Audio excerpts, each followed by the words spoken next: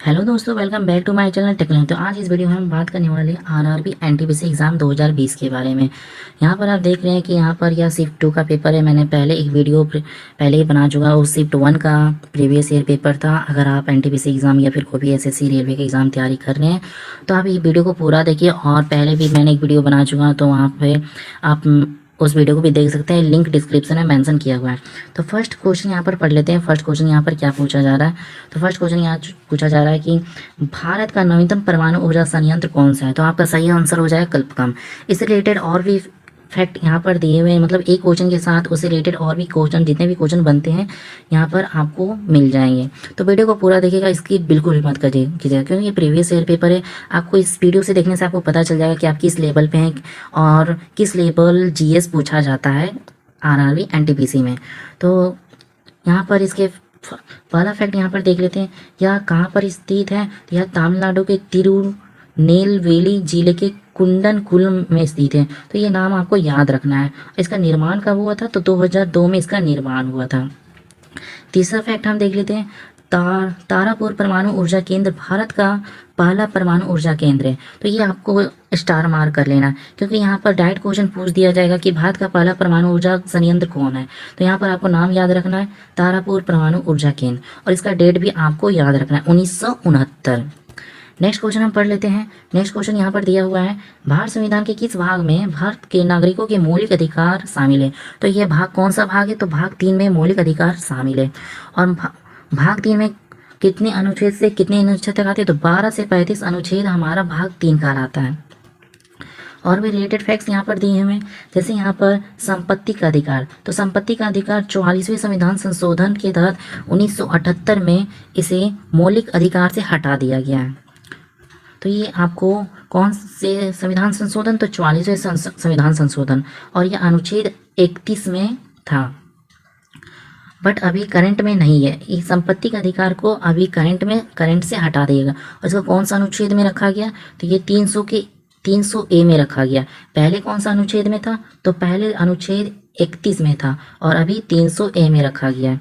और कौन सा संविधान संशोधन। तो 44वां संविधान संशोधन 1978। ये सारे डेट्स आपको याद रखना, और अनुच्छेद भी आपको याद रखने हैं, ताकि आपको कोई भी क्वेश्चन छूटे ना, और एग्जाम में सारे के सारे क्वेश्चन आपको अटेंड करने हैं। तो यहाँ पर इसे और फैक्ट यहाँ पर याद कर लेते हैं। देखते हैं यहाँ पर, जैसे यहाँ पर और भी फैक्ट्स यहाँ पर दिए हैं हमें।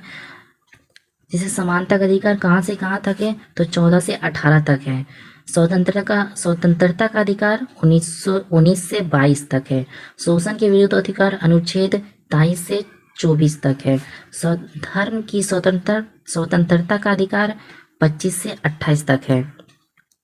और भी यहाँ पर नीचे में दिया हुआ है, सांस्कृतिक एवं शिक्षा अधिकार अनुच्छेद 29 से 30 तक है।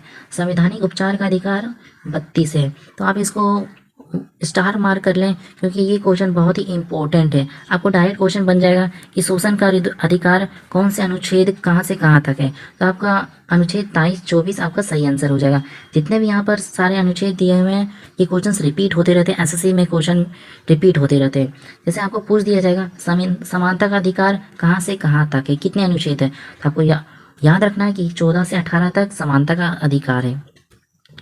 नेक्स्ट यहाँ क्वेश्चन देख लेते हैं। निम्नलिखित में कौन सा भूतपूर्व आंध्र प्रदेश का शास्त्र नृत्य है। तो आंध्र प्रदेश का शास्त्र नृत्य कौन सा है। तो आपको सही आंसर हो जाएगा कुचिपुड़ी। कुचिपुड़ी मतलब आंध्र प्रदेश। आप इससे एक ट्रिक लगा सकते हैं कि आंध्र प्रदेश मतलब अंधा आदमी। अंधा आदमी कच्ची पूड़ी खा लेता है। इसे आप एक ट्रिक अपने से आप ट्रिक लगा सकते हैं।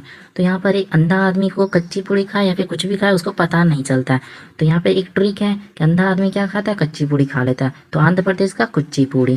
और यहाँ पे और भी यहाँ पर है, इससे रिलेटेड और भी क्वेश्चंस यहाँ पर दिए हुए हैं। जैसे कथकली। कथकली कहाँ का है, केरल का। जैसे यहाँ पर आप मिलता जुलता देख रहे हैं, ल और ला। तो ला मिल रहा है, तो यहाँ केरल का हो जाएगा कथकली। और उत्तर प्रदेश का क्या हो जाएगा, कथक। उत्तर प्रदेश का कथक। तमिलनाडु का भरतनाट्यम।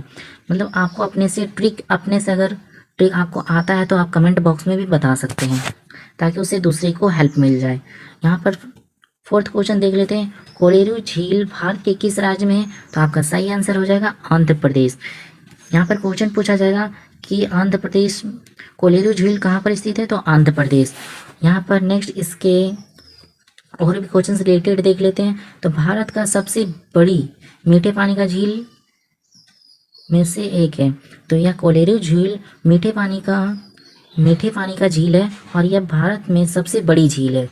नेक्स्ट यहाँ पर देख लेते हैं चिल्का झील। चिल्का झील खारे पानी का सबसे बड़ी झील है और उलर झील भारत की सब मीठे पानी की सबसे बड़ी झील है। तो ये सब झील आपको याद रखने हैं। खारे पानी का सबसे बड़ा झील चिल्का झील और भारत के मीठे पानी का झील तो उलर झील। ये सब सारे फैक्ट आपको याद रखने हैं। एक क्वेश्चन के साथ आपको और भी फैक्ट और भी क्वेश्चंस यहाँ पर याद होते जा रहे हैं। तो वीडियो को पसंद आए तो वीडियो को लाइक और शेयर जरूर करें। नेक्स्ट क्वेश्चन यहाँ पर देख लेते हैं।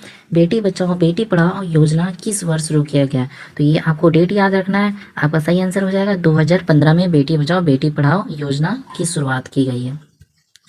नेक्स्ट यहाँ पर देख लेते हैं स्वर्णिम चतुर्भुज परियोजना का शुभारंभ किसने किया था? तो अटल बिहारी वाजपेयी आपका सही आंसर हो जाएगा। ये भी क्वेश्चन आपके लिए बहुत इंपॉर्टेंट है, या आप इसे भी स्टार मार्क कर लें। आप स्वर्णिम चतुर्भुज मतलब चार शहरों को यहाँ पर जोड़ते हैं। कौन सा है? तो दिल्ली, कोलकाता, चेन्नई और मुंबई। दिल्ली, कोलकाता, चेन्नई और मुंबई। यहाँ पर आपको कौन सा किसने स्थापित किया? अटल बिहारी वाजपेयी। और कौन कौन सा शहर जोड़ते हैं? तो दिल्ली, कोलकाता, चेन्नई और मुंबई। आपको ये चारों नाम याद रखने हैं। और भी यहाँ पर इससे रिलेटेड क्वेश्चन है। जैसे यहाँ पर दिल्ली कोलकाता तो नेशनल हाईवे 2, मुंबई से दिल्ली नेशनल हाईवे 8, मुंबई से चेन्नई नेशनल हाईवे 4, चेन्नई से कोलकाता नेशनल हाईवे 5। तो ये सारे फैक्ट आपको याद रखने हैं ताकि आपके एग्जाम में कोई भी क्वेश्चन ना छूटे। यहाँ पर नेक्स्ट क्वेश्चन देख लेते हैं। SAARC में कितने सदस्य हैं? तो आपका सही आंसर हो जाएगा 8। और इसकी स्थापना कब हुई थी? तो 1985 में इसकी स्थापना हुई थी। तो 8 देशों मिलकर SAARC के सदस्य। तो वो कौन कौन से देश हैं वो भी हम देख लेते हैं। तो वह देश है बांग्लादेश, भूटान, भारत, मालदीव, नेपाल, पाकिस्तान, श्रीलंका और अफगानिस्तान।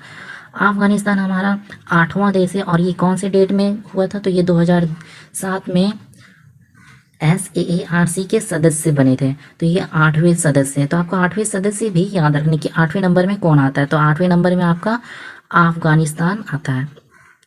नेक्स्ट क्वेश्चन यहाँ पर हम देख लेते हैं। फेसबुक के संस्थापक कौन है? तो मार्क जुकरबर्ग आपका सही आंसर हो जाएगा। इसकी स्थापना 2004 को हुई थी। बरगद के पेड़ का वानस्पतिक नाम क्या है? तो आपका सही आंसर हो जाएगा फाइकस बेगालेंसिस।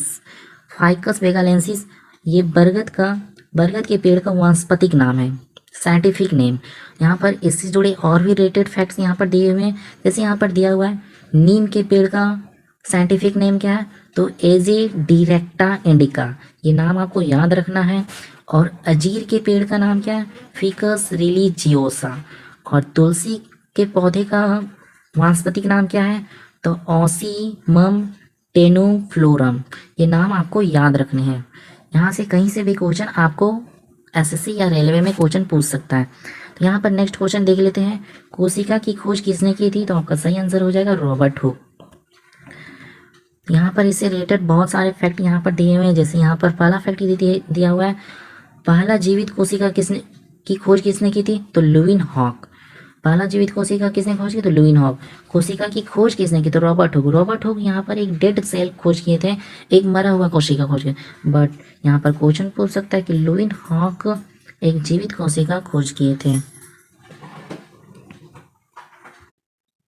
यहाँ पर नेक्स्ट फैक्ट हम जान लेते हैं। छोटी से छोटी कोशिका कौन सी है? तो माइकोप्लाज्मा। आपको नाम याद रखना है। नेक्स्ट यहाँ पर दिया हुआ है मानव तंत्रिका कोशिका सबसे लंबी कोशिका है। तो कौन सी कोशिका सबसे लंबी कोशिका है? तो मानव तंत्रिका कोशिका। नेक्स्ट फैक्ट यहाँ पर दिया हुआ है सबसे बड़ा एका कोशिका पौधे में सबसे बड़ी कोशिका कौन सा है? तो एसिटा ब्लूरिया। यह 10 सेंटीमीटर का होता है। और जीव में एमीबा। तो ये दोनों, ये पेड़ का है और ये यहाँ पर जीव का है। तो दोनों अलग अलग है और ये 1 मिलीमीटर का होता है और ये 10 सेंटीमीटर का। नेक्स्ट हम देख लेते हैं नेक्स्ट फैक्ट इसका। सबसे बड़ी मानव कोशिका कौन सी है? तो मादा डिम्ब। मादा डिम्ब मानव कोशिका सबसे बड़ी कोशिका और सबसे छोटी कोशिका है लाल रक्त। ये सारे फैक्ट आपको याद रखने हैं। सबसे लंबी कोशिका है न्यूरॉन, सबसे बड़ी कोशिका शुतुरमुर्ग का अंडा। तो नेक्स्ट यहाँ 11 नंबर क्वेश्चन देख लेते हैं। 11 नंबर का क्वेश्चन है 1931 में निम्नलिखित में से कौन इंडियन नेशनल कांग्रेस के अध्यक्ष थे। तो 1931 ये डेट बहुत ही इंपॉर्टेंट है। और उस समय के 1931 में इंडियन नेशनल कांग्रेस के अध्यक्ष कौन थे, तो वल्लभ भाई पटेल। आपका सही आंसर हो जाएगा वल्लभ भाई पटेल। नेक्स्ट यहाँ पर देख लेते हैं 1933 में इंडियन नेशनल कांग्रेस के अध्यक्ष कौन थे, तो वह नेली सुनगुप्ता। नेली सुनगुप्ता, आपको नाम याद रखना है। यहाँ पर 1934, 1935 और 1939 नेशनल कांग्रेस के इंडियन नेशनल कांग्रेस के अध्यक्ष कौन थे, तो डॉक्टर राजेंद्र प्रसाद। 1938, 1939 में इंडियन नेशनल कांग्रेस के अध्यक्ष कौन थे, तो सुभाष चंद्र बोस। आपको नाम और डेट याद रखना है, तभी आप कोई भी एग्जाम इजीली अटेंड कर पाएंगे। नेक्स्ट यहाँ पर देख लेते हैं 2021 ग्रीष्मकालीन ओलंपिक खेल कहाँ आयोजित होने वाला है। तो ये 2020 का पेपर है, तो ये 2021 का पूछा है। तो यहाँ पर आंसर आपका हो जाएगा टोक्यो। 2021 में कहाँ पर आयोजित हुआ था, तो टोक्यो में। नेक्स्ट यहाँ पर देख लेते हैं 30 नंबर क्वेश्चन। व्यापगत के सिद्धांत की नीति किसने प्रतिपादित की थी। तो आपका सही आंसर हो जाएगा लॉर्ड डलहौजी।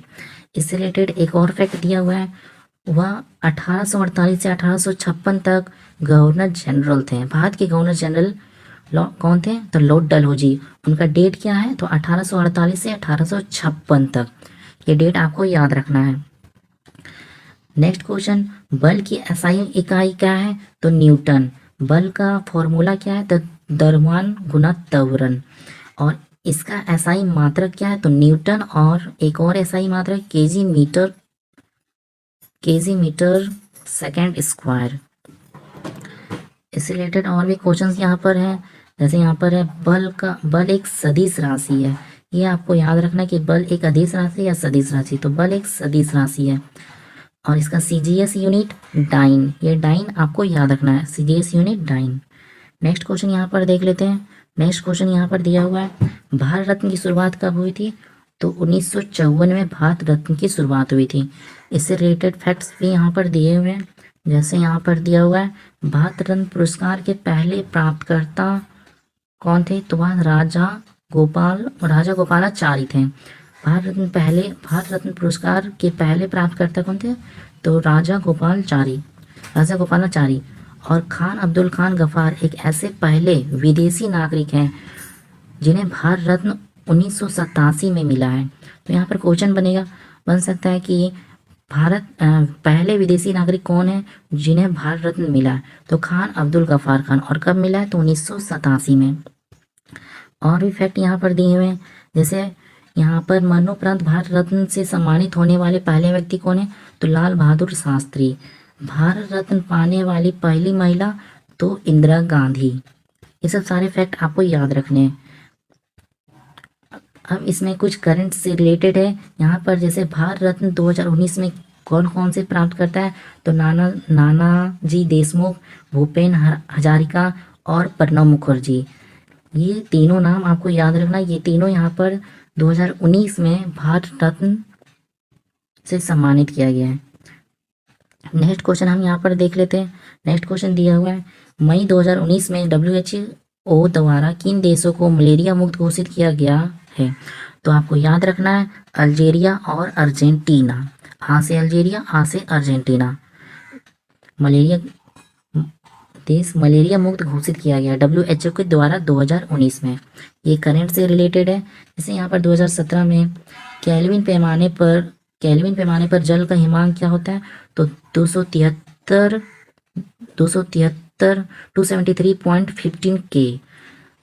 ये केल्विन पैमाने पर जल का हिमांक होता है। और जैसे यहाँ फॉरेन हाइट में अगर पूछ देगा तो यहाँ पर 32 डिग्री फॉरेन हाइट और केल्विन में 273.15 केल्विन। तो ये सारे फैक्ट आपको याद रखने हैं।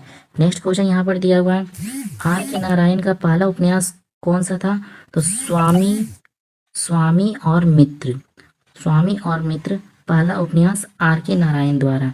तो यहाँ पर क्वेश्चन पूछा जाएगा स्वामी और मित्र, ये किसका उपन्यास है? तो आर के नारायण।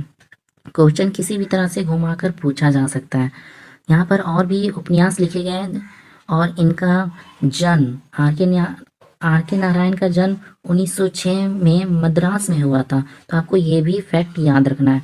इनके और भी उपन्यास हैं जैसे Swami and friends, the guide, Malgudi days, dark room, a tiger of Malgudi, the vendor of sweets, the English teacher. ये सारे उपन्यास आपको याद रखने, ये सारे उपन्यास आर के नारायण द्वारा लिखे गए हैं। तो यहाँ पर जितने भी क्वेश्चंस यहाँ पर बने, एक क्वेश्चन के साथ आपको और भी फैक्ट उसी से रिलेटेड आपको मिलते गए। तो ये सब सारे क्वेश्चंस आपको याद करने, अगर एक बार में याद नहीं होता तो फिर से रिपीट करके आप इस वीडियो को देख सकते हैं ताकि आपके माइंड में अच्छे से सेट हो जाए और आपका एक भी क्वेश्चन छूटे नहीं। अगर वीडियो अच्छा लगा हो तो वीडियो को लाइक और चैनल को सब्सक्राइब जरूर करें ताकि इसी तरह से आरआरबी एनटीपीसी या भी और भी अदर एग्जाम का प्रीवियस ईयर पेपर आप तक पहुंचते रहें।